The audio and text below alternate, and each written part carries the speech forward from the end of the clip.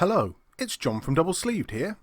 It's our fourth day of reviewing companions, and if you haven't seen our first 3 videos, go and have a gander. Today, we've got a jolly nice conversation to be had about Keruga the Macrosage. Macro means big, and sage means wise, a dinosaur hippo after my own heart. It's a 5/4 for 3 Simic that reads, Companion. Your starting deck contains only cards with converted mana cost 3 or greater, and land cards. When Keruga the Macrosage enters the battlefield, draw a card for each other permanent you control with converted mana cost 3 or greater.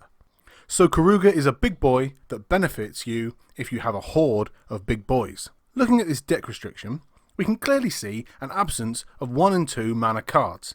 So what do you do for the first 2 turns? Sit there discarding, limp and helpless? No, we have a few tricks up our sleeves. 1. Ley Lines. They start on the battlefield, if they're in your opening hand, and give us flash, or graveyard hate, or something equally as exciting. Definitely a tempting option, especially as they count towards Keruga's ETB effect. 2. Adventure cards. There are 5 cards with a CMC of 3 or more, and a second spell with a CMC lower than 3. Bonecrusher Giant, Brazen Borrower, Love-Struck Beast, Ardenvale Tactician, and Merchant of the Vale. Some of these work better than others, but all of them give us an option early game. 3. Split cards. Yes, the jury is out on if these cards are powerful enough for competitive play, however the CMC is calculated by adding both halves together, meaning a plethora of new options, and real spells to play turn 1 and 2.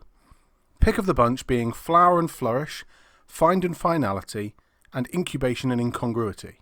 Why not grab another land or creature from your library, or recur some creatures once they've been put there by our 4th option, 4. Cycling. It's back with a vengeance this set, and I love it. Cycling gives us a really powerful way of loading the graveyard early, helping us draw cards to play later, and not wasting our key turns.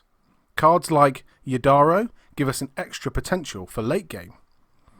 So that's 1 and 2 turns sorted. Naturally, cards of CMC 3 and above suddenly become vital in our decision making. It's here we can move into a Simic ramp with Uro, the Dryad of the Elysian Grove, or even Omen of the Hunt. Remembering, Uro is powerful, but not a permanent initially, so not gaining us cards from Keruga.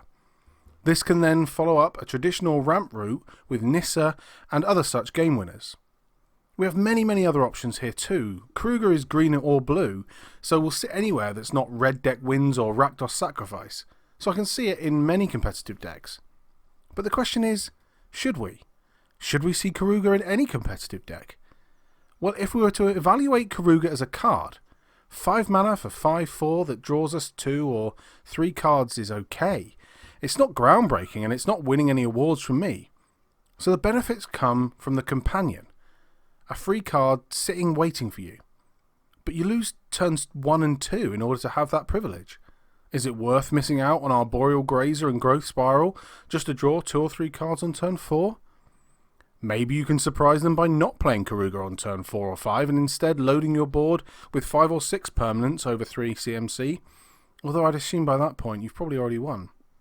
In summary, I love this dinosaur hippo, I love Simic, I love drawing cards, I love big creatures, but I also love a consistent mana curve, and I can draw 2 or 3 cards in many other ways. I hope you have more light to shed on this companion, and maybe I've missed something obvious. Either way, let me know in the comments.